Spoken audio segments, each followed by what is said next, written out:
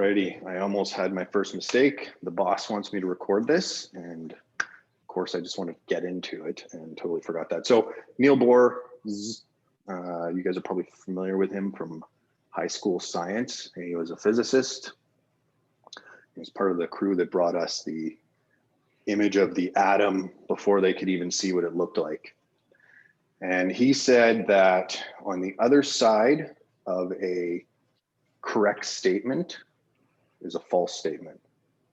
And on the other side of a profound truth is usually another profound truth. And truth is a collection of facts, some assumptions, some beliefs. So that's what we're kind of working down. So I'll start by saying I don't know. I'm humble enough to admit some things. I'm not here to preach opinion or anything like that. As we go, you'll see I'm going to use some technical terms, and if they're a little bit off, just try to roll with it as part of the construct of what I'm going for. So I put out the question in a nutshell: what is adversity? And more specifically, what is adversity in terms of growth? What was the Buddha talking about when he was talking about suffering? Why do we suffer? Why is all life suffering? Words like trauma to growth, suffering, struggle, strife, usually associated with fear and stress, but some kind of cycle that on the other end, we have expanded in some way. We have grown. For the purpose of this, we'll use the word growth as the physical expansion of our consciousness. And consciousness scientifically is usually used to be like a self-awareness litmus. I am aware, I can make my own movements and such like that. We'll stretch it a bit, and we're going to go with that awareness, your awareness in your environment and how you and that environment interact, whether it's other people, through this quantum soup of life. And the more we get aware, the more we reach that oneness. So in a gist, the transformation of human suffering, the transformation of human awareness through suffering. So we want to expand our consciousness. And I love reading about Buddhist philosophy. I love reading things in the Bible that have to do with strife leading to growth. Anywhere I can find it, I love it, but I've kind of attached to this concept of post-traumatic growth. The other side of the coin of a maybe not a full stress disorder, but at least post-traumatic stress. I'm going to screen share this right off the Special Forces Experience website. I'll move you guys a little aside, and I'm just going to read the definition because they said it a little bit better than I certainly could. While I'm reading, have a look at the bullet points: personal strength, fulfilling relationships, stuff like that. I know a lot of you guys have seen this and you already subscribe to it. So post-traumatic growth is defined as the experience of individuals whose development, at least in some areas, has surpassed what was present before the struggle with crisis arose. The individual has not only survived, but has experienced changes that are viewed as important and that go beyond the status quo, T&C.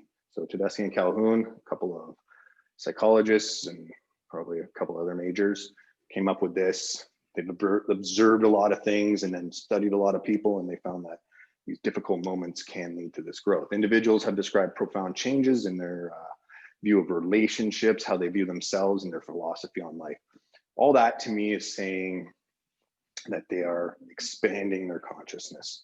And I'm going to go to the board and start mapping this out.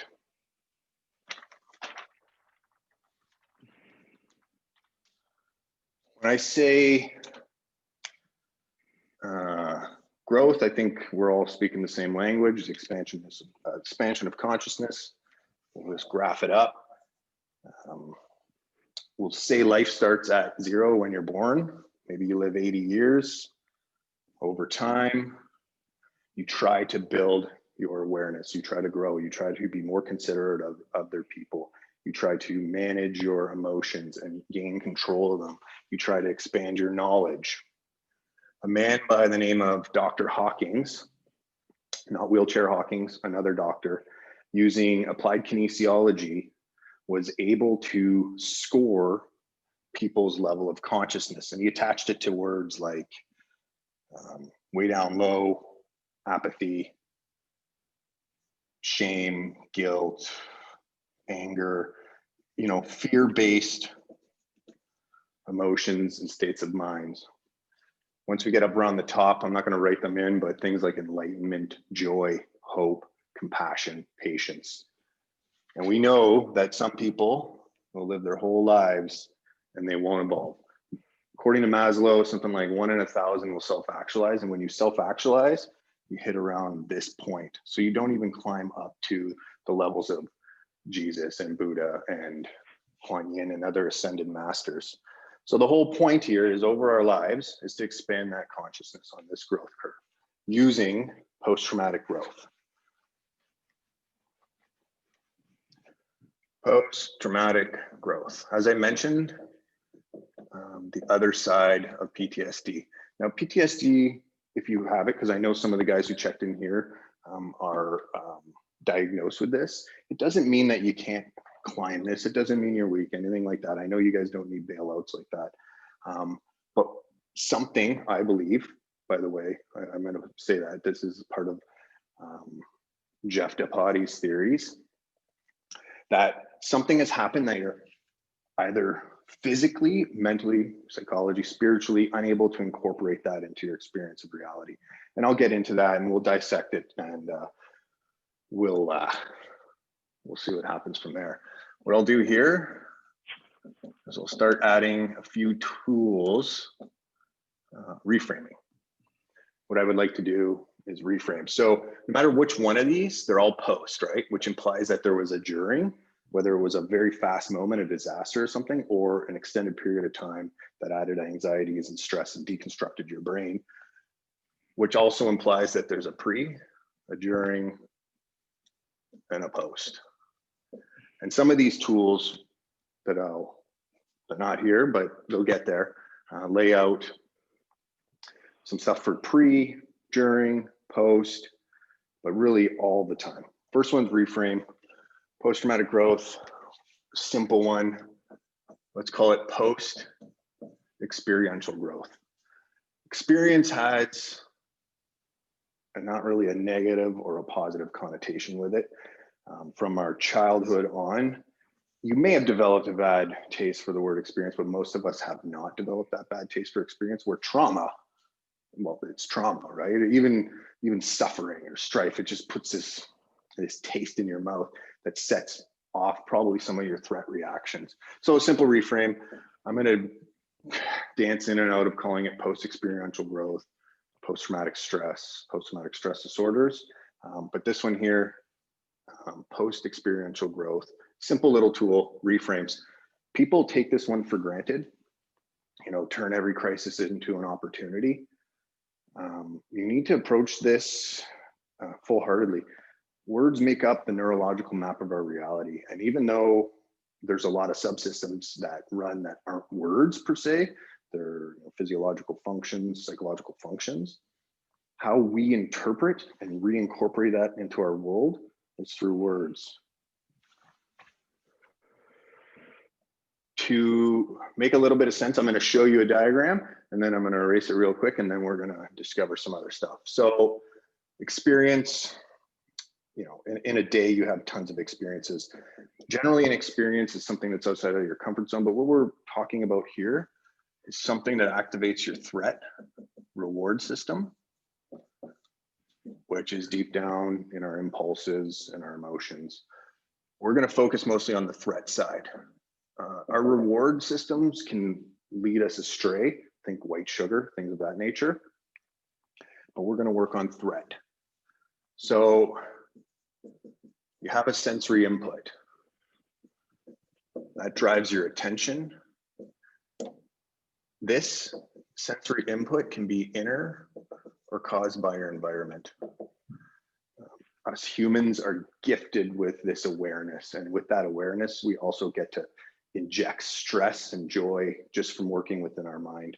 You all know what I'm talking about there. And then our environment, obviously, we're soaking up signals like crazy.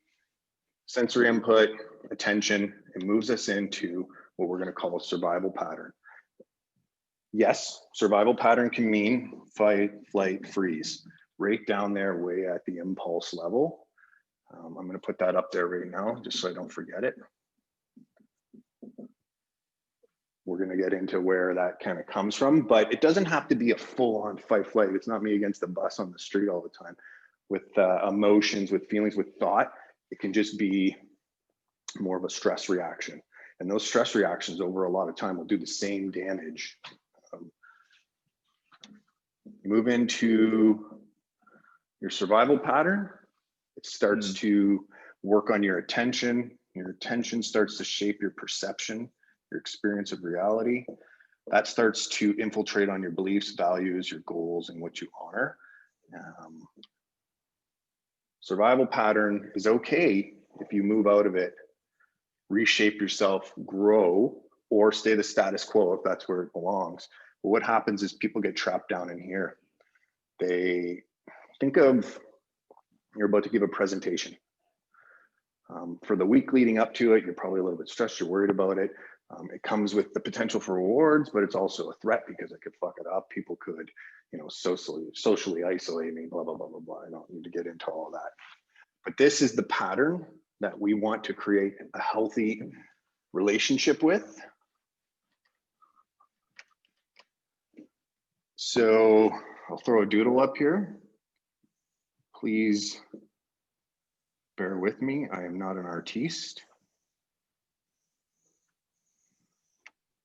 Any guesses as to what this is? It's your brain. It's a lateral bisection of the brain. I have had the privilege of dissecting 2 brains on cadavers. One was for treatment and how it links in medically to the body. And the other one was for how to kill human beings properly with bullets and bombs and stuff like that. Less flavorful. We'll start down here. Some of the players to achieve this and avoid the other side of it, the brainstem, kind of your impulse zone, if you will. That's why I got it up there. Up here we have, and this is ish areas, right? You have your medulla oblongata. You have your reticulated formation. More specifically, your reticulated activating system. There'll be some semantical terms that we can go through, but this is where I deem your attention is. Some people call it in the prefrontal cortex. I'll get into that, but this is your attention. This is the part that filters what comes into your body through your senses. I'm gonna go back to the laptop.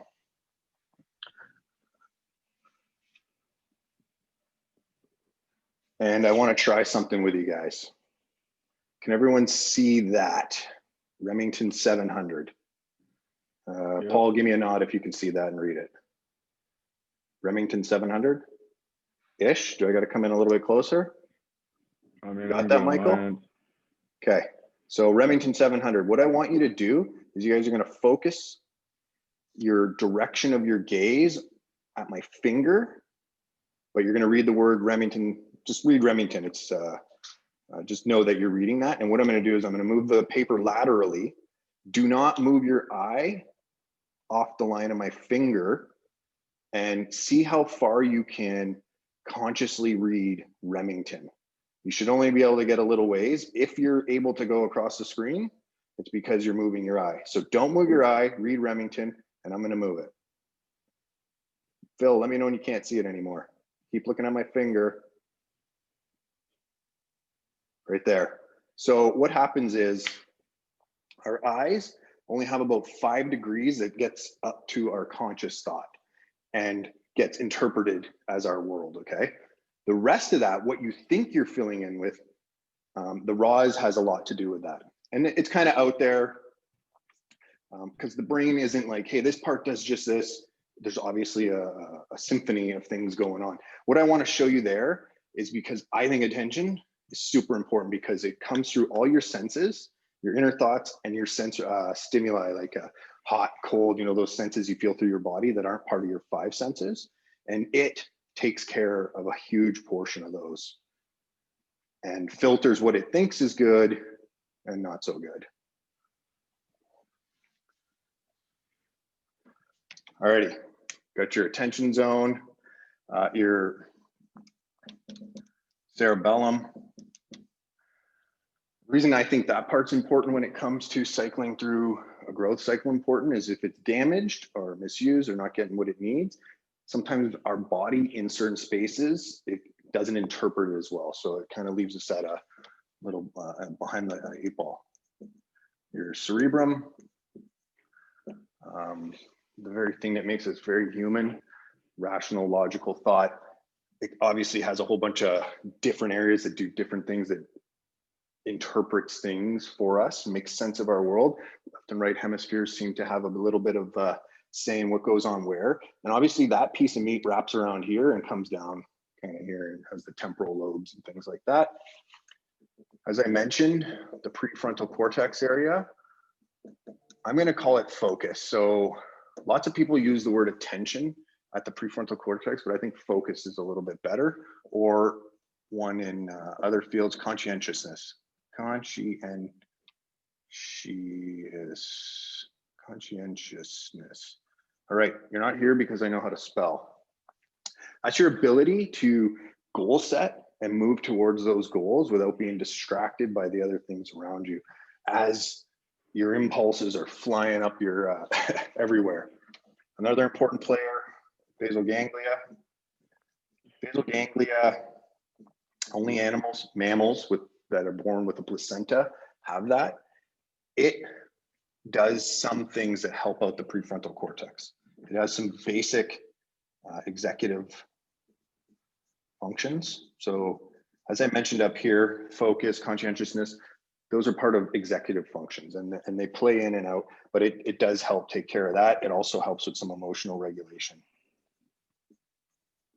The reason that's important is as impulses and then emotions are flooding up and down our brain and we're in a stressful situation, if that's not firing right, then we can have some issues. The corpus callosum, it's important because it communicates the left and the right side. And as we've already noted, certain things get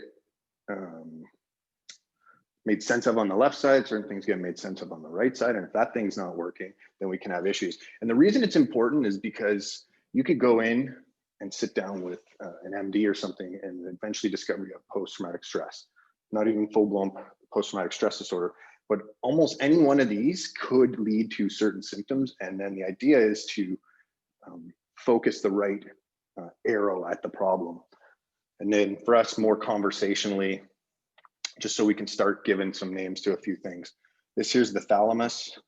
The thalamus, pretty important guy. So as our fight or flight, our threat response sparks up, it'll send up to the amygdala. The amygdala will split, goes thalamus, and then to the more reactionary forces. The thalamus eventually gets it up here to check for answers. So, you know, oh fuck, it's a bus, it's gonna hit me. Oh no, it's just Bob. You know, you've searched through that that information, you recognize it, it's not a threat.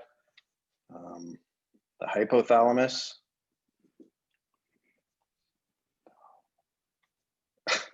Yeah, that's terrible. The hypothalamus, it's linked with your endocrine system. So if it goes firing wrong, or because of threat responses, it goes in hyperactive mode, it can really start draining you, start lowering your cortisol, well, spiking it, but then eventually draining you, and that's not ideal. Everyone's favorite, the amygdala.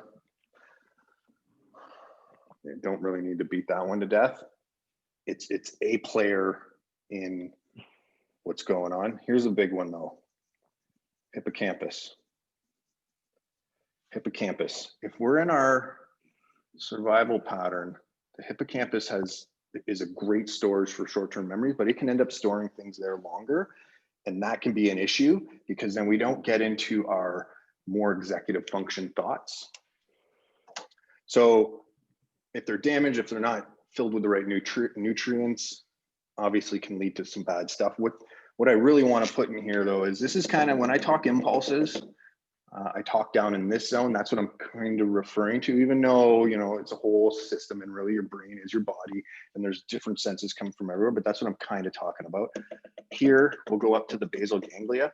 That's where I'll call it emotions, a bigger set of tools in the toolbox beyond just fight, flight, freeze. And then the last one, thought, there. The reason these are important is because, as I mentioned, we need to make sense of this. We need to express all of these properly, and we need to regulate them. If I have an impulse to eat and I don't listen to it, I'm gonna get hungry. If I'm angry and I don't listen to it, it's my body telling me there's something wrong. I'm feeling vulnerable, I'm angry. Obviously, anger can come from damage to the left temporal lobe. It can come to threat responses. But as you're trying to calculate down what it is, your thoughts, if you just let your thoughts, we've all had days where our thoughts just go wild and they can kind of run away with us. They can stress us out. They can tire.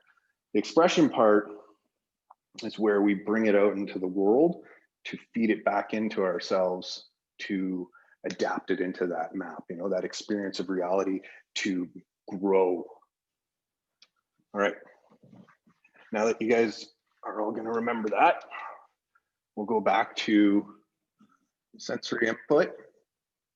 Remember, it can come from a couple places. Your attention sends it to where it's got to go. This time, we're going into survival pattern because we're not really focusing on reward pattern. And here's where some of the issues can start to happen. Now, I put honor, beliefs, values, goals in that bubble. They're different and some of them transcend more areas, but you'll see what I'm talking about. So we've moved into patterns. An event in our timeline of either our day or our life has happened. And usually we brought stuff from childhood. We probably have brought issues from our DNA, our ancestral wounding, issues of our brain that may not be working as good. So think if I'm not able to metabolize B vitamins, I won't get the energy I need to do certain things. That can show up as certain behaviors. Timeline of the day, you have events, they're kind of sparking you up. They're a little bit out of the ordinary. You get cut off and then something goes wrong at work and it's kind of the trigger and it moves you into survival pattern. Once you are triggered in threat mode, your attention is going to start vectoring in on the threat. If you stay there long enough, that's when you start getting into the post-traumatic stress zone. You should move into, your body is designed to move in and out of that pattern pretty fluidly. And it's a great tool in the toolbox. It has literally got us here. Problem is once it's activated too much, then what happens is, okay, now we're not in full-on disaster mode, but the stress is still there. Remember I mentioned the hippocampus? Now it's starting to shape our perception, our lower memory functions. It's putting a lens on our day. Anyone who knows, when you are in rage mode, that's all you see is rage. You don't see the beauty. You stop seeing the beauty because your perception is being shifted. If that happens long enough, it'll start to shape your beliefs, your values. It'll change your goals. It'll actually start shutting down parts of your brain, as in, this is all, I think, pretty heavy prefrontal cortex stuff, but of course it goes through the whole thing. And what we want to do is we want to be able to interrupt and manipulate these for a healthy life, because the brain creates behavior. Really, it's the body. Behavior creates the brain, creates a feedback loop on itself. And then the brain is like, okay, well, I'm in threat mode all the time. I'm going to start adapting to threat mode. I'm going to keep using the tools that are keeping these threats out. And they can be perceived, it can be real. Usually what happened is we haven't incorporated it into our reality just yet. So the next thing, another little tool that you use before, after, and during an experience, we'll call it, is an attention audit. So your attention's obviously running here, but let's just say it's running here. Here we want to learn how to interrupt it. Here we want to help it filter. So what I like to do is an attention audit. Think life goals. Not so much I want to climb a mountain, or I want to make $1 million. Those are good goals, I guess. I meant more the intention. Why do you want to climb that mountain? Why do you want to achieve that money? What are the intentions behind it? So when you're on your deathbed, you feel satisfied without regret. Not so much like a bucket list, but maybe with the attention audit, 5 items perhaps for the life goals. Then do 10-year, 5-year. So for guys who have businesses, think about that. Is 7 years better? Just pick it. It's all ish stuff because we really don't know what the hell is going to happen in 10 years. 1 year, 1 month, 1 week, day to day. As you move down, get more and more and more specific. This one here, take a couple days and really go through your life. When you wake up, what are the sensory inputs I'm getting? As I navigate my day, what's in my house? What am I reading? What am I looking at? Picture everything as like a television screen, and what is it feeding me? What information is it telling me? Think of this guy. I call this thing here the threat reward machine. It's your best friend and it's your worst friend, isn't it? Look at your backdrop or background. Look at the apps you're using. What is hijacking that attention? Because I can tell you right now that most things on that want your attention without your well-being in mind.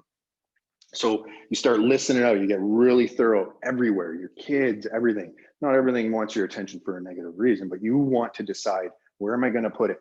Down here in the impulse, reticulated activating system zone, the emotional zone, the bandwidth is massive there. But the bandwidth up higher is limited. So as it's moving through that, you want it to just be good stuff that's moving up and helping shape your perception. So a very thorough attention audit. Like I said, life, maybe 5 points for this. The day-to-day is very important, because what happens is you can reverse engineer your goals, your values, things of that nature. If my day-to-day doesn't look like it could equal my life plans, which a lot of people, it won't. I don't suspect it as much with this group. But then you're just wasting attention for nothing. You're kind of running on the hamster wheel for nothing. And yeah, so that attention audit. I know I'm blowing through some of this stuff, guys, but bear with me. The attention audit's good to do if you're on the other side of the coin too. Where's my attention going? Where's my attention going and not going? What do I got? Oh yeah. Probably heard this one before. Implementation intentions. Implementation intentions is really just highly modified goal settings. I'm going to try to write it out.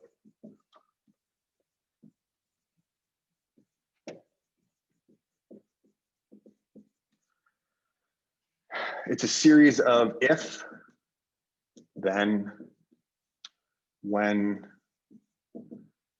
then statements. If I want this, I need to do this. Think of, in this case, you want to raise at work or something like that. You say to yourself, if I want the raise, well, I got to ask my boss. Okay. How do I ask my boss? I can email him. I can do this. I can do this. The idea is to fill in between you and the goal as much as possible, with much plans already made out, because this will help feed back into the inevitability of the situation. So if then, when you're building up your if thens, I like to use this. This comes from the old days in the military.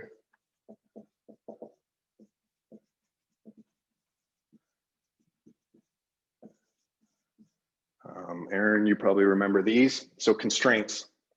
In this case, we're talking about a raise. It's still a high tension situation, but it's not dealing with the worst possible thing. What are the things I have to do in order to achieve that goal? We already started talking about, I got to let them know that I want the raise. How do I want to best let them know that? What are the things I can't do? Well, kind of jokingly, you can't walk up, punch them in the gut or spit on them and stuff like that. I'm breezing because I want you guys to build those as you go and understand it. Contingencies. So I'm X. I want to do Y to equal Z. Z is the raise. Well, what usually happens is, well, W comes in, A comes in, all the inevitabilities on the way to the water cooler to ask the boss, you're stopped, you got to do this, but your plan was just to walk to the water cooler and shake the hands. Everything you plan on doing, that's what proper preparation is understanding all the things that have to be done, all the things that can't be done, and then contingencies for everything. Last thing, rehearsal of concepts. Literally walk this out. So I am relating it to the stressful situation of asking for a raise, but as you start to program your own post-experiential growth and you want to anti-fragile yourself from the PTSD side of things, walk it out, practice it, practice those little things you want to do. It'll help shape that attention. So one thing with attention, you guys might have heard this, but like the red Jeep thing, where I go online, I'm shopping for red Jeeps. I really want to buy a red Jeep. I go buy a red Jeep, and then I'm driving around and it's like, everybody's got red Jeeps, because this now has been told, hey, I got to keep an eye out for red Jeeps. I hope that kind of makes sense. If then, when then statements, implementation intentions, how to move to my goals. I'll get into a little bit more what I think you need to look at, but a good place to start looking at these, just to reframe, and I'll even throw in a little word, visualize the things that you can't easily work through. Those things in your life that if that incident happens, that experience comes up, right now, I can't think of it. I can't even let myself picture it. You need to start picturing that. You need to start reframing it. You need to start visualizing the contingencies. Then you need to tell yourself what you're going to do in those moments. And if possible, you try to experience those things, because experience is a great teacher. But we may not always get there, but at least you've started building up some tools in defense of that. A lot of people, when the worst happens, are like, oh, I never saw it coming. Right? Well, you didn't take a little bit of time to contemplate the possibility of that. You didn't run through all those things. And life's busy, I get it, but it's when those things happen that it gets rocked. And like I said, you move into pattern, tension starts to be formed, your perception is shaped, your beliefs, values, what you honor in your goals may not be met. You might be caught down there because you don't have the tools to pull it out. When the thalamus goes looking in the neocortex, like the cerebral area, it wants answers. If it doesn't get answers, it's going to keep you down in here. That's what happens. It's like, this is the best place. Now, there's a million things that happen once you're down there, like social isolation, the abuse of drugs and alcohol that don't help you out. Let's kind of build on this. D4. I'll back up to impulses, emotions, and thoughts, because those are really what happens when we're cycling through survival patterns. You want to detect. You want to either delay, distract, so you can detach. Detach, another word for integrate potentially. What's happening if we're, so think of an example. I was listening to it on a podcast. There was a young girl, she was raped. And for 30 years, she kept holding on to it. She kept reliving it. She couldn't integrate it into her narrative. Her default mode network was just like, no, the story you're telling is not right. Doesn't make sense. And to kind of just like skate over it, she kept blaming herself for the incident. And when you blame, like, maybe it could be someone's fault. I don't know. I'm not going to go there. But if she kept holding on to the blame and kept trying to tell the story that it was her fault, it literally won't cycle into your brain. It won't be integrated, because it's like, no, that's not right. No, that's not right. You have to turn, face it, integrate it. So what'll happen is it could show up as an impulse or an emotion or a thought. You need to detect that thought. With the if-then statements of the implementation intention, you need to delay or distract. I'll leave it at that, but just be careful when we're trying to attach or detach emotions from thoughts. Let's call that emotions and thoughts. because that's what we want to do eventually. Is we want to turn something into a tool in the toolbox as an experience in the thought realm, but we don't want the emotion. We don't want to be fired up every time that thought comes into our head. It becomes just a thought. It doesn't have to be an emotional reaction. So detect, delay, distract, detach. In cognitive procedural therapy, they have a thing called a stuck point. No matter what you're doing as you're expressing your impulses or expressing your emotions, regulating, reframing, sometimes we get to a point where it's just not making sense. So usually what's called a stuck point. And that's what keeps that cycle going. And we want to break that stuck point. A really good way to do that is expression. So that's why in the trials, we'll use things like journaling, talking, a group where you get to be vulnerable and open up so that you can make sense of this, because other people will be able to see that stuck point more easy than you will. Not that it's impossible by any means. So yeah, delay. Oh yeah. Like I say, I know I'm blasting through some of this, but as you're programming these cycles intentionally, remember Kaizen. So Kaizen is, in a nutshell, the art of the small. It's a Japanese practice. I won't get too deep into it, but the idea is that it's small. So little incremental changes, because big habitual changes are hard to do. So a habit has a trigger, a routine, and then usually a reward. And the problem is those can be negative. People can get addicted to anger. They get that reward from anger. So what you want to start doing through your attention audit, seeing where my attention is going, I'm starting the program where I want to move through my growth cycles, or when I'm in survival pattern, I want to start slowly triggering moving myself out of that. We can use Kaizen to move slowly. Let's just say you're fighting lots with your wife. More than normal, or normal arguments and all that, but you're like, man, I'm being really reactive, and she's really being reactive. There's a million things going on in your timeline of life. You have childhood issues, everything's going wrong, and we're fighting all the time. You calm down a little bit and you step back and like, I don't want to be fighting with my wife all the time. The complete 180 is a big task. And in fact, because you really don't know how to do the 180, because you would do it if you could, you start small increments. Okay, well, I'm going to detect, say, I'm going to detect the impulse. And you can use this for habits like eating sugar, drinking, all that. I'm going to detect the impulse. And you do that for a while. Do it for a little while. Be gentle on yourself. Don't shame yourself. Next time, I'm going to delay it a bit. Whatever you program with your if-then programming, you start to inject there. So now I'm still fighting with the wife, but I'm like, oh, okay, I can see that I'm getting triggered. I can start feeling the symptoms of me being triggered. And then you can start to, distract or whatever you want to move, but just do it little bits at a time, because habitual change can take a while, and you want to be gentle on yourself. So the art of Kaizen, little changes as you move, stuck points, if then implementations. Remember, what we're looking at doing is when the obstacle comes up, we want to turn it into post-experiential growth, because there's kind of two ways it can happen to you. One, it's thrown on your lap, you have no choice.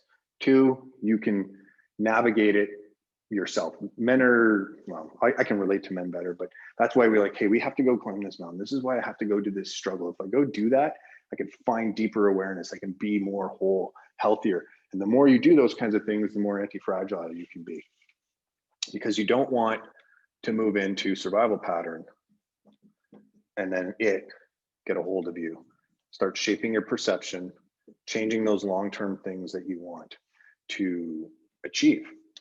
I guess I'll quickly touch on this. Just we talked about values, goals, and all that. And the way I see it, goals, those are the short-term things we want to do.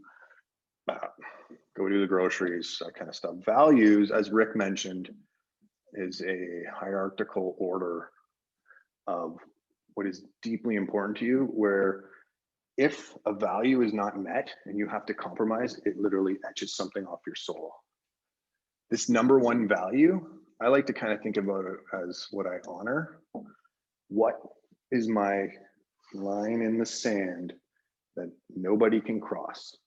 Most people don't have honor in their lives. There's not too much that they won't bend for. And then beliefs a tricky one, because I think faith goes through our whole body and moves outwardly. It kind of combines our impulses, our emotion, our thoughts. It's our driving force, but it's usually a fact is a fact. Let's just call that a fact. It's inarguable. You know, you might have a little bit of perception, but everybody agrees on it. It's repeatable. With truth, you have a few facts. They add up, and then you can go to debate with Plato.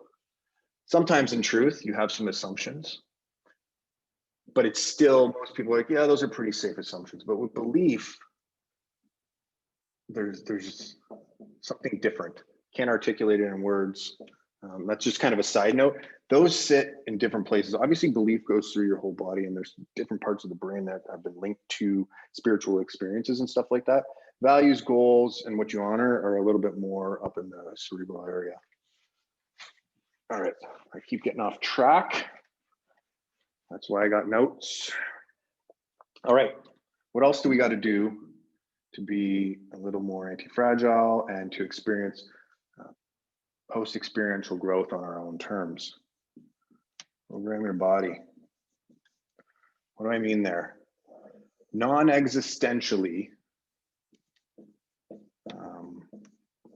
that's a pretty big prime directive. Maintain homeostasis, potentially pass on my seed. Now, like I said, that's not our reason for being, but it's very important. So when we program our body, we want to program it to survive and thrive. And when you're thinking about how to survive best, consider your environment. What is around me all the time? What are the objects, places, electrical impulses that I'm interacting with? A big one. My relationships, my social being. Humans are very social, no duh. Lots of parts of the brain dedicated to it. Fills our bucket to the max. Kind of a interesting little story I was reading about. I can't remember if it was the 1400s or something like that, but there was a king who wanted to know what language would develop if no influence was put on these children. So he took a handful of newly born babies, put them in a room, and had people attend to them. Now, the people attending to them never interacted with them, especially didn't touch them, but didn't give them social interaction. Obviously, they didn't develop language, but they all died. They all had food, they all had water, they all had some of their base needs, but because they had no social needs met, and they did link some of it to touch, they were saying how touch could have something to do with that, but it's obviously very important to us to survive. Existentially, just to feel good, it's on Maslow's hierarchy. Most of it is to do with other people. But the idea is you want to have good people around you. We're all heroes in our own story, as Rick likes to say, but sometimes we need to be the supporting character of others. But then there's other times that other people are just energy vampires. They will draw you down till the end of time. They are stuck in some survival pattern, probably developed from childhood, that they can't get out of. Now, I'm not saying turn your back on people, but you want people who help you survive and thrive. The big one, kind of a fun one, but your physiology. I'm going to lump some stuff in there that may not perfectly fit, but movement. Our bodies are made to move. They're made to sweat. They're made to perform. Sleep and rest. This is truly overlooked, and a lot of people are like, yeah, sleep and rest. Deep sleep and REM. If you are not getting REM sleep, I can promise you something is out of alignment. I was reading a study, and I'll be honest, these are ish numbers, but they're pretty close. For most people with a traumatic event, PTSD, I don't mean a long, prolonged development of PTSD, but a single event PTSD. They figure that if that person got REM sleep that night, so the event happens and they go to bed, if they get REM sleep, they're 60% less likely to develop PTSD. If they get REM sleep the next night, it helps another 15%.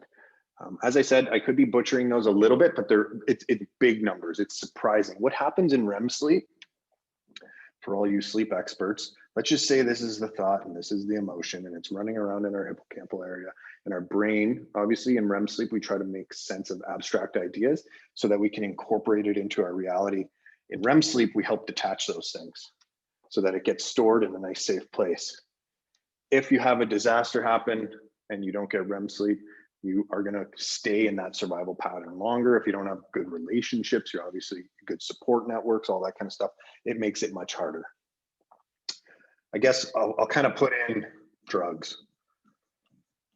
When I say drugs, I'm talking about anything that could be, drugs are usually known, I think, and Phil, you know, maybe one day you can correct me, but are anything that go in and can act as neurotransmitters or impact your neurotransmitters, but they're generally in that area. Alcohol, anything that will numb your senses, will degrade the health of your brain, will not help you. And as you know, when people move into these, the stress side of it, they usually, like I said, they isolate, their environments aren't usually good, they stop sleeping, fuel, they probably don't eat great food. It's very hard to find highly nutritional, truly nutrient dense foods these days. For anyone who's lived in a blue zone for a little bit, and you start eating their food, and you start eating these little portions, and you're like, what the hell? Well, I usually eat this much. When your body gets the nutrients, it'll shut down. All the satiated hormones will kick in. Fuel, also breathing, that's part of the fuel. Breathing patterns, you know, belly breathing, stress breathing, all that kind of stuff, but good, proper breathing. What else we got? Sex. This is kind of debatable, but I know I go a little squirrely without sex. I don't know about you guys. I don't know. I've never gone long enough to know if I'll die from it. I'll check with one of you guys. I'm sure one of you guys are having trouble on that one. What else we got? We got temperature. Got to regulate that temperature. Sunlight. You know, some people debate that, but studies show that if morning sun, sorry ladies, soaks your balls in the morning, your testosterone levels go up. Our skin's made to soak up sun in order to help produce hormones, vitamin D, things like that.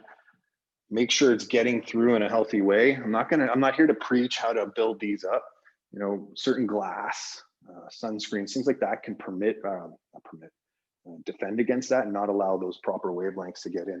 The idea is though, let's say I'm starting to feel a little bit stressed, I'm in survival pattern, check in with your environment, make sure it's healthy, check in with your relationships that are around you. That's a big one, support network. If I'm having anything, you know, problems with my emotions, I need to find a good place to regulate and express those, start to make sense of them. Program your body. So what we're talking about is cycling through post-traumatic growth, post-experiential growth, and avoiding the other side of it, post-traumatic stress. Program your body very intentionally.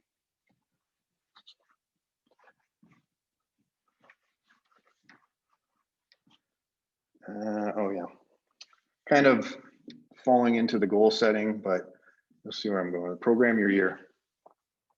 Now we're starting to get into like, oh yeah, hey, you know what? My attention is being hijacked and it is impacting me, because no matter what you say, it has to go up through, up to your upper centers.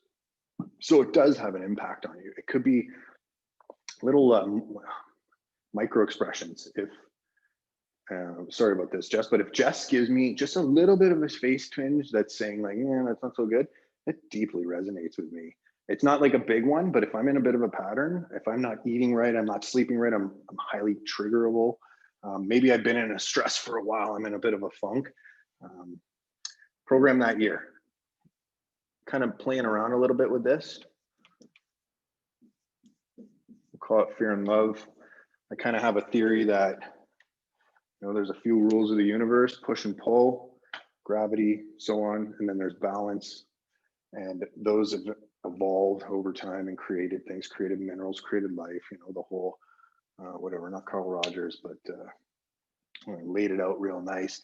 I think fear and love are kind of the ultimate expression of that. Love is a very embracing, bring it in emotion, where fear is push it out. That's how it's normally watched, right? It's or felt. It's a caution emotion, but I think they're both healthy, and when in balance, they're good. You know, if you're looking at your next year, take a look at death, loss, disaster. You know, all those things that really you don't want to face. But with all behavior, make sure you're really doing the other stuff, the habits you really enjoy, the hobbies you enjoy, being around the people you enjoy, and start feeling things of, well, it's joy, compassion, patience, all those things that we talked about on the higher consciousness. Because if you're just focusing on these, obviously you're not going to feel these. And the reason you do this, the reason you dive in depths, and Rick touched on it, is as I cycle through life, the deeper I can fight these things, the more I can love. And the deeper I go onto these sides, because I've worked on all these things, I've been there, I've made my body anti-fragile, I have good relationships, I know how to work on things, I know how to visualize through problems, you'll have hope. When you get real deep, when you lose hope, that's when it can get pretty tough. I'm not going to really take a guess where hope comes from, but I think some of it's your upper cerebral functions. Another little story, I guess, about hope and the power of our forebrain and our new human brain. I was reading a study, can't remember if the guy got into an accident or if he had a tumor on his brainstem. So we talked about earlier, your medulla and your reticulated function and your pons and things like that, they help regulate and control breathing, swallowing, digestion, your heart, all those kinds of things. And whatever happened, it shut those all off. And he went on full life support at the hospital, everything. The thing was, just like the Metallica song One, he was still aware. He couldn't move. He was aware in his own head. And he remembers, he talks about it. He's like, I tried swallowing, I couldn't swallow. Tried visualizing those routes again. Eventually, he came out of it. But I think that's where hope exists. And what happens is when we get down, we lose our hope. Our hope bucket starts to empty. But as you travel, that's why you have to experience these things more and more, because it'll keep you filled. Because I think the deeper you go, the more capability for love you have. And that's kind of on my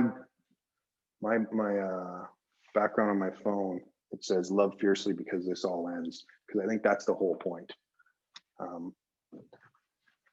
And that's why we do this kind of stuff, so we can be accountable to each other and show up as great citizens. Not saying, I can tell you, I've been on the other side. It's not easy. I'm in the process of being diagnosed with TBIs. I'm sorry I do that. I'm just still kind of working that through, and it shows up in my behavior. So that's a thing with like something like PTSD or PTS, physical damage to your brain. Like we said, the brain creates behavior and behavior creates the brain. If you have physical damage, it's going to alter your behavior. And if the behaviors alter, it's going to perpetuate that, and it's going to make it difficult to rebuild. That's why Dr. Mike, who's part of the trials, he has this supplement that he recommends, and the studies around it are huge. Because if your body doesn't have the supplements to rebuild it, it's not going to be able to rebuild it no matter how much anything you do. A little touch, Aaron kind of dabbled on leaders. What I'm trying to do is just throw a whole bunch of stuff at you, because I know a lot of you guys are businessmen who have employees. These tools, reframing, visualize when you talk to them. So I mentioned threat reward. Everything you do and say just about goes through that part of your brain. So if you approach someone and you say, hey, I need you to take over the world, or something massive, what happens is a threat response happens, because he doesn't have the experience in his higher functions. So now he's stressed, You know, his impulses might get up over a while. You know, he's got a project that's delayed, or not delayed, but it's over a long time. He's really getting emotional. He might start drinking. That'll start pushing it down. Turns his attention to a lot of pornography, things like that. You can help him out with, you know, small changes, monitoring his body. People underestimate this in the corporate world.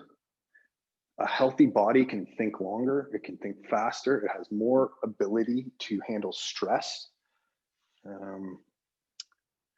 And good leaders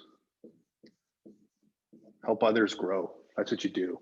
That's like, there's all kinds of semantics there, but a good leader helps pull people up. He grows while he's doing it. And these are some tools to help you understand that.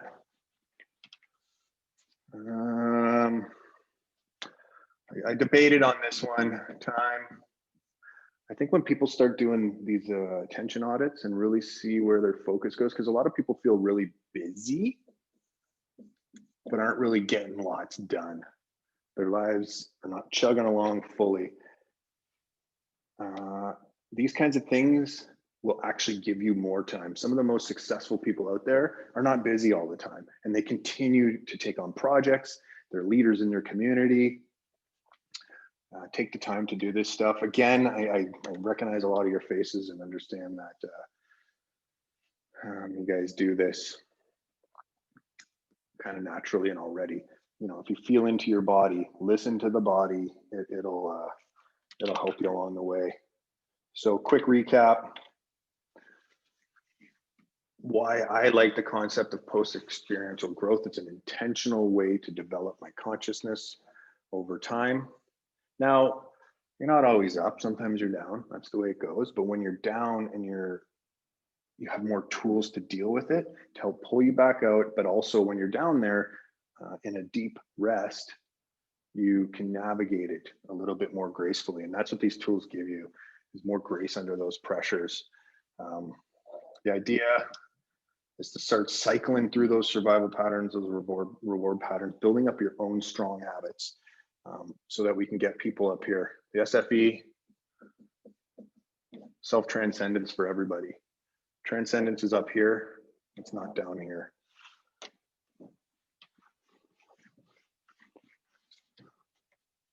Just give me a second. Cap my markers, I don't want them to dry out.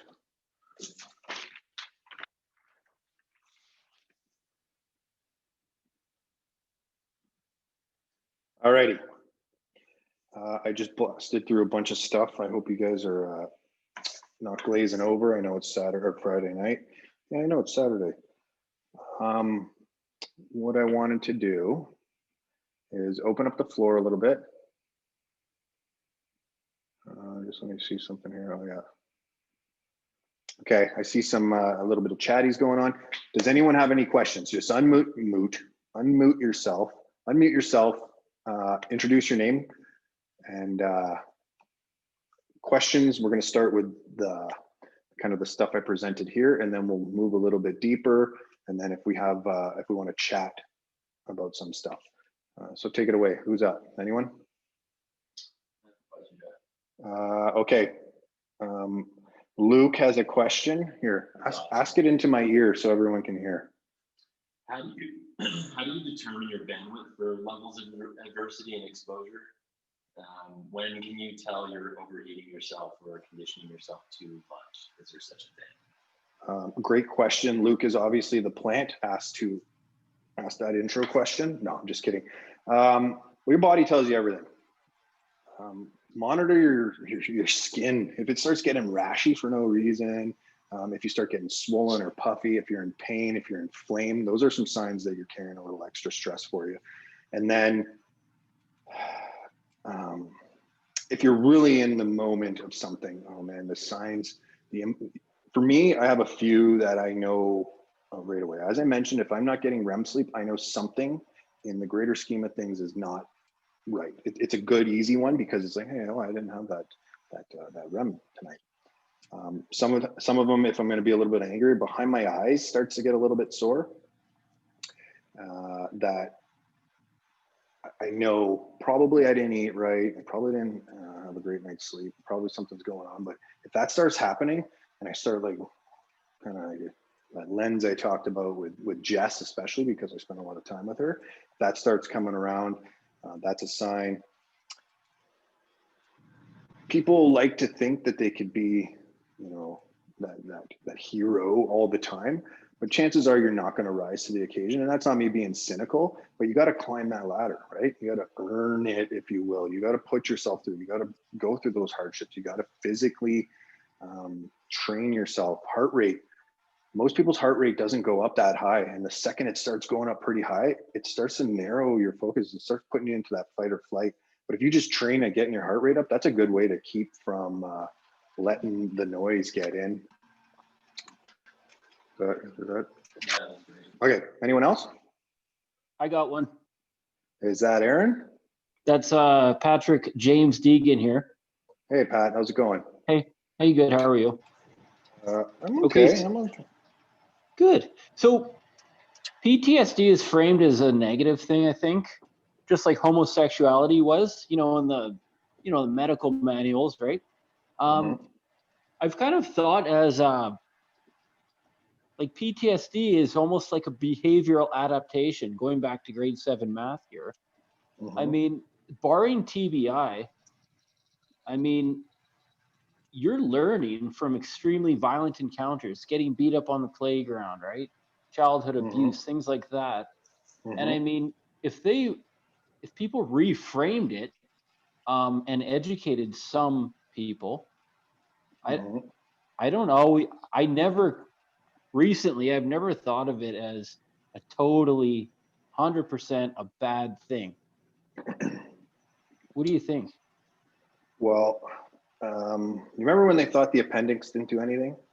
And then it turns out, oh yeah, it stores bacteria. For most human adaptations have a fucking reason. I'm not going to pretend to be a PTSD expert. In fact, there's a fellow on here, Aaron Dale. Aaron, if you can hear me, I may defer this even to you just to bring you into the fold, but I'm going to take a crack at this. One, education, yes. People with PTSD they're not broken, they're not dangerous. They can be, they're usually more dangerous to themselves than anyone else. Education, that's the whole point of what I'm talking about.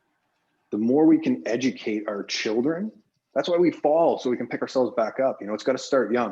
If you have a sheltered child and then they come up against a disaster, they're probably not going to have great coping tools, because most parents can't give their kids great coping tools, and then they're not put into positions of adversity. As far as I'm going to extrapolate a little bit here on what you're saying. Is it a good thing for society? Oh, it's one side of a coin, and usually it is. I would imagine that most people with PTSD are, they're not like, yeah, this is great. I love having PTSD. I love fucking being mad all the time. It's great. There may be some addictive patterns that help keep them there, but I don't think in that way it's a good thing. I don't know if you were saying that. I just, it's exactly a behavioral adaptation. It can be brought on by physical damage. It can be brought on over a timeline of anxiety and stress, or it can be a single moment. It's usually a bunch of things, starting with 0 to 7 years old and a bit of your genetics, because there's genetics. There could be things that are literally not wired right and never will be wired right. A chain of events that leads to it. And sometimes I'd like to think personally that there are things you can do. Visualizations that, so for me, when I went to combat the first few times, being amputated, my own death I accepted a long time ago. I'm not like, hey, I don't give a shit, but I've accepted the concept of me returning to the earth and, the Akasha and whatever you want to call it, God, that return to consciousness. But the thought of getting an amputation, the vanity part of it took me a long time to cope with. And it was once I realized, I was like, well, missing an arm is better than being dead. At least I can keep going. And it was weird because I could easily conceptualize one that actually was worse than the other. And it just took me a while to get there. Another one was my mom's death. Was a hard one for me I don't know what it was. I was close to my mom, but the concept of her mortality was a lot harder. And then this year, I think it was gifted. I think her family was gifted with a really odd opportunity with COVID. So she had cancer and she was going through chemo. and it wasn't taking. So she had like 0 blood, her blood counts were terrible, no red blood cells, no platelets. They were amazed she was alive. Her blood transfusions stopped taking. And for those guys who know that, once the blood transfusions aren't taking anymore, they're almost, nothing's 100%, but they're most likely not going to start being taken again. So she was faced with a choice. Because of COVID, we couldn't go to the hospital, and she was like, I didn't live 73 years to die alone. You know what I mean? I wanted to be with my family and stuff like that. So she did, in Canada, we call it medically assisted intentional death. So we got to know the time and place my mom was going to die. And that forced us to go into like, okay, how are we going to react? How are we going to handle the kids very deeply and plan all these things out? But it was amazing as we did it, and you normalize it and you plan out what's going to happen once you start feeling those the grief and stuff like that. Look at Bali. In Bali, they don't grieve. They have ceremonies. They celebrate life. They don't mourn the dead. They celebrate life. Not that it's, you know, nothing against feeling sad. So that gave me my what was probably one of the last things where I was like, could I handle that? And using just some of these basic techniques, some other stuff, you know, a bunch of calming techniques, it worked. I thought it worked. The trick is catching these things, because the stress sides of the PTG is very insidious, and it can happen over years. Anyways, Aaron, Dale, can you hear me? Yeah, hey everybody. My name's Aaron and this is Jen. Me and Jeff worked a little bit together in the military, but Jen's a doctor and a psychologist that specializes in trauma and PTSD. So good job, a great presentation, but she had a couple comments that everybody might benefit from, I think. All right, Jen, go gentle on me. It was super. Seriously, I really appreciate it. I was just, the only thing that really kind of kept in my mind is the anti-fragile kind of mindset that maybe you guys with the team have like the anti-fragile kind of said that twice, or I think I said it twice.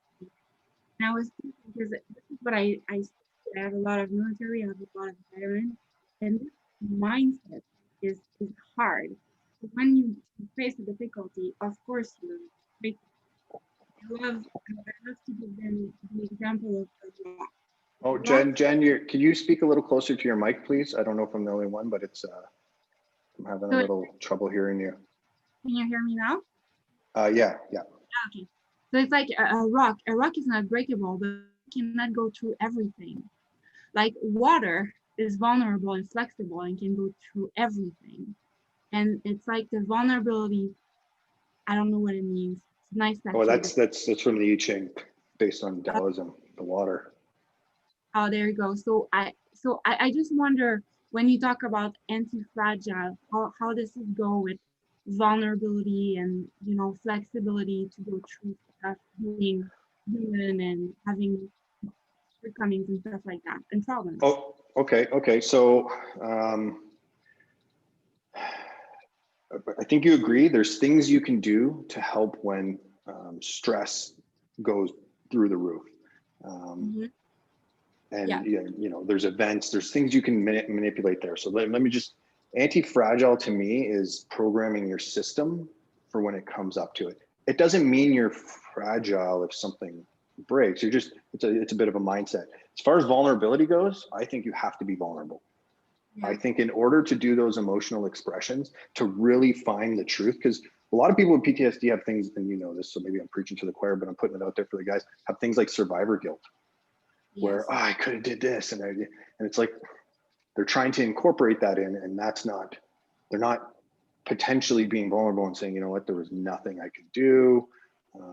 Sometimes they don't face things. I guess that I'm a little confused, because if you're not anti-fragile, I don't think you're vulnerable. I think vulnerability is a lost thing in men, and they don't do it enough. If that makes sense to you. Not that it wouldn't make sense, but is that kind of answering what you're asking me? Maybe it's in the way I'm figuring anti-fragile means super tough, right?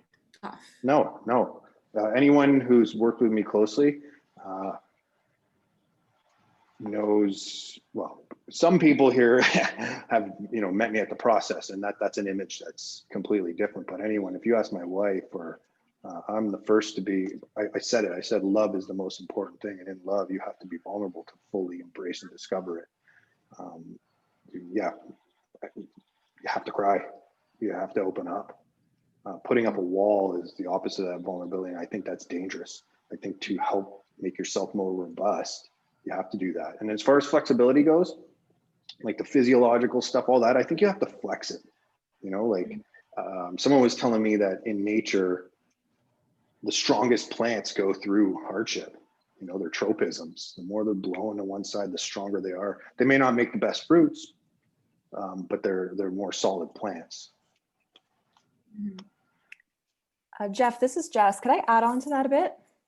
Yeah. So I just wanted to explain the concept of anti-fragility because it's a little different than Jen, what you're talking about, but I can absolutely see where that word sounds like you need to be a rock at all times. So anti-fragility comes from, I don't know if it's a metabolic flexibility term, but it's something that Dr. Mike had taught us in his industry, and that's what they call it. Another word you could use is robust, but it's when you expand the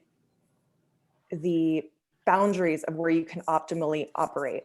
And so a couple of functions of anti-fragility would be like breath work. If you practice breath work and like practice having very little breath in very stressful situations, or breathing a lot and stressing yourself in situations, you can expand your optimal operation with different levels of oxygen and CO2. And so that's making you more anti-fragile. So it's more of a concept of physiology. But I really love the word, to be honest with you, because I also think that it has that connotation to it. I like the word robustness, but it's not really the right word, but I like it. Yeah, because the opposite isn't fragile. Resiliency. Yes, Resiliency, exactly. yeah. Thank you. No problem. Anyone else? No? Hey, Jeff. Okay, who am I talking to? Rick, sorry. Hey, buddy, how's it going? Good. Hey, so also too, outside of physiology, anti-fragile was a concept that a writer named Nassim Taleb came up with. And so he said the idea was that, you know, you can push a cup off of a counter, and if it falls, it either breaks or it doesn't. Humans are the only thing that go through that and then become more, he used the term anti-fragile. We actually get stronger through being exposed to being bent. So outside of the physiology, there's also Nassim Taleb is the author, if you're interested in the way that he cuts that kind of word apart as well. So I'm gonna jump in there, Rick. Thanks for doing that. I don't differentiate psychology and physiology because they are pretty much the same thing. It's a beautiful construct, but if you break it down to the quantum level of what's going on, physiology and psychology are really the same thing. For psychology, we're just trying to observe that behavior and then reverse engineer it in. I think I'm being very general and taking it very broad, but just from my mind, they're one and the same, and they're intrinsically linked. And you need to do both. You need to push your psychological boundaries and your physiological boundaries now and then, because if you don't, when the stress comes up, that's when it gets tough. And then there's a million mindfulness practices and things like that that you can do to help if it's a prolonged thing. I by no means, by putting up a brain on the board, am I suggesting that it's simple. It's complex. That's why I wanted to try to touch a bunch of different things, get you thinking about, okay, the body, the brain, what's coming in, how do I handle all those, you know, electromagnetic spectrums and frequencies that are attacking me and not attacking me, are good for me, and how do I move through this complex maze? Yeah, my work is also bringing me to a place where I'm starting to recognize that they're the same thing as well. Anybody else? Hey, Jeff, it's Brad. So Give me a second. Who am I talking to? it's Brad. Oh, Brad, how's it going, buddy? Good man, how are you? So I've got a question for you. So for example, if you have like a traumatic event, like something from overseas, like in, you know, like from my service or whatever, and you get out and whether you deal or don't deal with it, does it imprint on you the same way, like relative to how you deal with it, imprint on you the same way that like a childhood episode would? Like it gets, because my experience was that if something came up down the road, like for example, you know, when I had to move to Vancouver from Montreal, my kids were there, all of a sudden I started having these, you know, those experiences again. And, you know, it got fucked up because my kids were in them. And it was like, you know, something that happened overseas. Mm-hmm. And then, you know, with the cancer thing, all of a sudden that thing started firing up again. Like, it was like, it just kept like hitting a button. You know what I mean? Yeah. So is it something you're just basically like how you deal with it is relative to how you're stuck with it for the rest of your life, or? Okay. So I'm gonna just like, I want to make a couple caveats. I'm not a psychologist. I'm not a doctor. I'm a guy who didn't even graduate high school. So you got to bear with me a bit here. No, dude, more for like what you're talking about, the brain. No. I'm going to take a swing at it, Brad, because I like to take swings at and I do have some thoughts. That's why, as you do some of the tools that I laid out here, you have to unlock. So some people like Jess or Rick's wife, Dee, they work in the shadow work realm. And that's where those childhood patterns and wounds have imprinted on yourself and show up in ill behaviors that are very hard to unlock because they're not always obvious. So we bring that from childhood, and yeah, certain things can start melding together. Something interesting that happened to me, Rick mentioned combat breathing the other day. When, what was it? Before I went overseas to Afghanistan, I would do Lieutenant Grossman's box breathing. You know, up for 4, hold for 4, down for 4, bring it over for 4, and then exhale. What happened though, is that pattern, that habit of breathing got imprinted, attached to stress. So it worked okay when I was like picturing overseas for a little bit. And then as I went, you know, we deployed, get on the plane and stuff. Okay, it worked okay. But once we started getting into combat and I started doing that, it imprinted at that highest function. So now if I ever try to pattern breathe, I'm integrating that pattern. So I think in that, yes, it can spark those things up. I would imagine there's all kinds of things running through your head right now that have you questioning a lot of things. And in that, taking care of that body, you know, those relationships, all those things I mentioned, because you're stepping into that unknown. You're right at his door, right? And that changes the game. That's why I said the other day, once this is all done, I can't wait to talk to you about how we're gonna, I think you're just gonna naturally do it. You'll just become stronger from it, from the lesson. What I'll do is, Aaron, if Jen, you heard that, I would love to hear a thought there, or if anyone else has something they want to put that back to Brad, because if you don't mind, Brad is dealing with colon cancer right now. And so, you know, he's in that cycle. I don't know, to me, you just don't turn that off. Doesn't matter how much meditation you do, you should do some meditation to help calm those impulses and all that. Do all the tools you can, Brad, so that when you come out of it, you're in a good position to reintegrate those thoughts. Jen, did you have a thought on that? Because it'd be awesome to hear. I agree 100% with what you said. It's really important. Okay, good. Thank you. With that, Brad, I'll just note, this isn't like, so with the trials, what I want to do, so a lot of these guys, you know, we do the process and then we tack on the trials. For serial one, they didn't get that integration, because the trials will help you start to shift your perspective and shape your beliefs and values and where you put your attention, but not by saying, hey, we're going to attention audit you. There's different tools that are used that are a little more, not user friendly, but easy to digest. And the big function of it is being open and vulnerable in those channels. We want to add in, we're going to do a monthly call, and we're going to call it deep work. Potentially some presentations, some smaller presentations. In fact, Phil, I'm looking at you. You did the first SFE presentation with your real estate presentation. That's part of our phase 5 initiative that we're going to grow and expand on. That's why we're testing out this medium, seeing how good it works.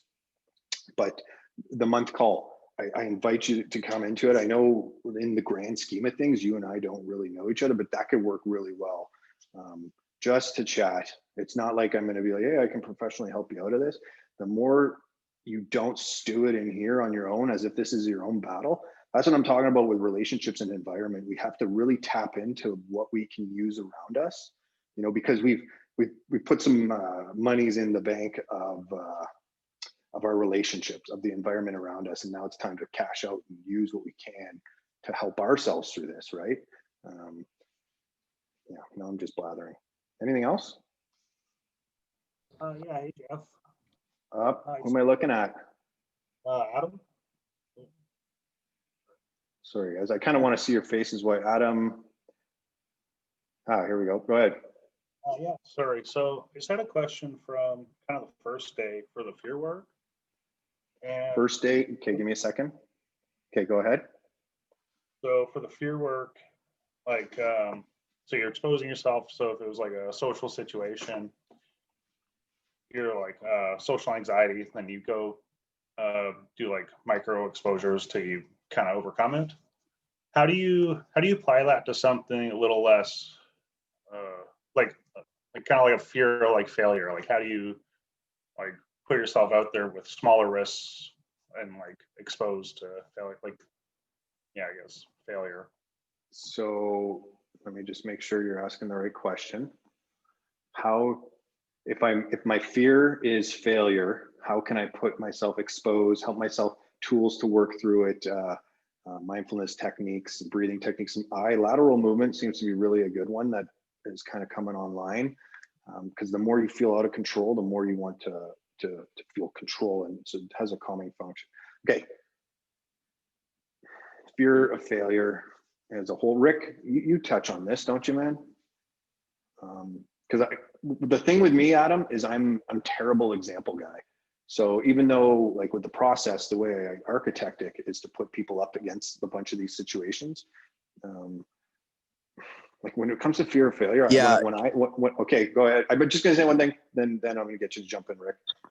Sometimes you got to push into it, and then a good way to look at it here. I'm just gonna switch the board. Please hold your thought, Rick, because I know you deal with a little bit of more of this, but something that could help as a little bit of a roadmap brought up. So we have unconscious. How does it go, Jess? Unconscious. Oh yeah, unconscious incompetence. Unconscious incompetence. Then we have conscious incompetence. Give me a second to describe them, okay, guys? Just pretend like that says incompetence. Then we have conscious competence. No, not yet. Competence. And then we have unconscious competence. Usually here, unconscious incompetence, we don't know what we don't know. Then we start to realize, holy fuck, I don't know things. And the more we deep dive, the more it becomes obvious. And then I think it starts to spark that up. Conscious competence. Now we're like, okay, I've been navigating this for a little while. You know, I have some competency in this. And then unconscious competence is when you can dive into flow. It's built into your skill set. And the only reason I mention this, because it's not specific to that, but once those kinds of things, fear of failure, start coming up, you're usually in this zone. You're starting to be there. And sometimes it's nice to be able to picture the zone you're in, right? To be like, oh, okay, if I keep going, I can get into this zone. Rick, yeah, please take it away. I was just going to actually ask if you could kind of restate the question, what you're looking for out of this. Yeah, sorry. So how do you apply fear work to failure? Because applying it to like social settings is kind of like easy, or if it was like a fear of heights, you just go run up a ladder each day and eventually get used to it. So I would say that a fear of failure is something that you might want to approach a little bit differently. Like I think failure needs more of a reframe. At the same time, you still need to like exposure therapy, essentially, like the way that you incrementally increase courage in the face of fears through exposure. And so I think doing that with failure is still a good idea, but actually like failure needs to be reframed, because there's all kinds of toxic messages out there about failure right now. Like I just spoke with Bell Company, and they said the speaker before me said failure is not an option, and they were like, okay, I don't even know how to get there. And so it's like, not only is failure an option, but if you do anything worth a damn ever, you absolutely have to fail. And so it's a reframe, you know, starting to understand that failure is more the tuition you pay to learn something that you actually want to learn in life, while incrementally exposing yourself. Yeah, so I would do something like that. I don't know if that makes sense or answers your question, but No, that makes sense. That sure helps a lot. Yeah, to go with Rick's reframe, Aaron just posted up something. He said failure is feedback. The problem is we have this negative connotation of failure, but it's just like, oh yeah, okay, I've learned something. That's what I'm talking about when you need to realize and reintegrate it into your system. It's not a kick, it's not a punch down. It's that sacrifice, that next stone that I can step on to walk up. And yeah, there is no secret. You can take beta blockers and shut all that down, but you just need to have a healthy relationship with fear. Reframe that word. Learn to love it. I think it's just as valuable as love. It just feels different, but it in some arguable senses, it got us even here more than love, maybe. You know, so you just get at it, like seriously, man to man, without kind of tiptoeing. If there's something that you're, I'm fucking scared to fail. Yeah, it's a societal thing. In our brain, we have all these us-them programmings, and we want to be part of society, and we don't want to step outside the box of normality. But sometimes you got to fucking just like step out of it and take your time, you know?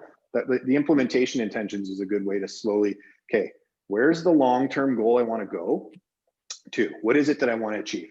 And then reverse engineer and fill in that time. What am I going to do? What happens if this happens? Okay, well, I'm going to smile. I'm going to hoist aboard my new lesson. And then I'm going to take that next step, and I'm going to take that next step. I have a 2-minute anecdote about that if you care. Yeah, I love anecdotes. Yeah, so I was at an executive education program, and there was a panel of millionaires, 7-figure earning businesses on the panel. And so when they got to me, I asked them if they could put their hand up if they had one failed business. You know, it's like Q&A, and everybody raised their hand. And then I was like, okay, 3 failed business, everybody. 5 failed businesses, everybody. 7 failed businesses, and then a bunch of hands went down. But so these millionaires they had failed their way to becoming millionaires, essentially, because it was a learning process. And I had a massive fear of failure, or had. So I wouldn't want to say that it's easy to just like, it's easy to talk about a reframe, but not live one out. But I had 2 businesses fail. And what I realized is the fear that I had was actually because that failure threatened the persona that I was wearing for the world. Like that's what it came down to.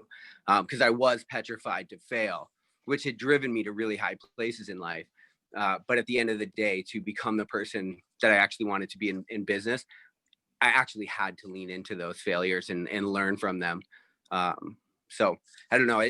I just want to say it's like easier said than done, but it also is possible, and it is necessary if you really want to get somewhere. Yeah, and guys, just there's some comments in there, a few book recommends. I once asked someone if you could give advice to everybody in the world and everybody was listening, what would it be? And I was expecting this big giant speech. Phil, you might remember this, and all he said was read. It's a great tool. You know, that's one. If you walk into someone's house, you know, Rick talks about the library. You can tell where their consciousness is. You can tell how elevated they are. You can tell how much they push again by looking at their books and a few other things. So there's some books there.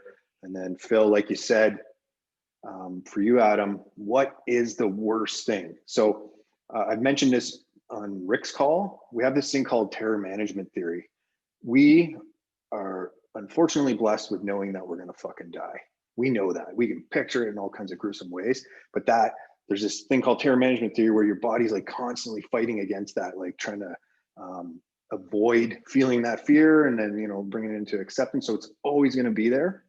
The more you lean into it, I don't know if easier is the word, but It's this weird unconscious fear of death. And that's why I just like to be like, oh, I'm going to have these feelings no matter what, getting on this call, fucking exposing who I am, being vulnerable to you guys, talking about stuff and hearing my voice. And the more I do this, the easier it gets. And then when it comes to failure, that's why like things like the trials channel are really good, because there's a lot of dudes in there who have businesses who fucking came up against it and bit the bullet. But then there's also guys who did really well. And then that's where the exchange of ideas is like, hey, well, what if I do this? And then you don't have to fucking learn the hard way all the time. Okay, one last question, if there is one. If not, I'm going to enjoy my Friday night. Anything? Jeff, can I throw one in? It's Michael. Michael, yeah, go ahead, man. How you doing? Yeah, good. How are you? Good. Yeah, I know we're running over a little bit here, so I'll try to ask it quickly. It's kind of a question about the sense of smell. So great talk, like heaps of information, right? So I'm still trying to parse through it, but I think what I've got so far is we've got these tools and proactive practices to try to grow through manufactured opportunities, as well as tools to try to deal with things that were already sitting with us historically, and kind of talk through how that works through the mechanics and the physiology of the brain. You mentioned the reticular activating system, and my understanding is that the sense of smell is the one sense that bypasses all that and goes right to emotions. Yeah. So I guess the question is, if you've got a sense of smell that triggers a traumatic past event you're dealing with, is there a different tool set or a different way to apply it? Well, you got to delam the thought and the emotion, like the emotionality from that thought, no matter what. But yeah, you're absolutely right.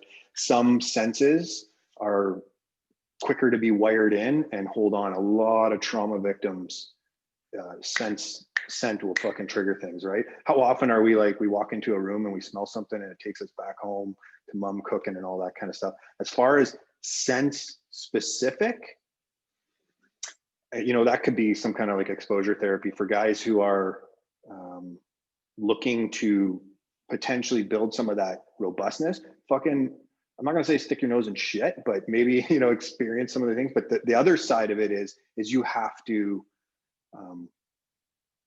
rebuild that relationship with that smell and undo that. Because like guys with like full blown PTSD will tell you, it's not like I'm going to do this and I'm going to be fine. I'm going to do this. It's, I got to do this and I got to do this and I got to do this and I got to do this and I got to rebuild habits and I got to do this and I got to do this. And in that, yeah, you want to find the tools to make that smell. Smell is pretty tricky because it fucking holds on deep too. Like it really does. But as far as like specializing in how to fix that smell thing, no, I don't. I think it's a great question. And if anyone else has sensory specific knowledge on how to grab, grow or avoid, please chime in.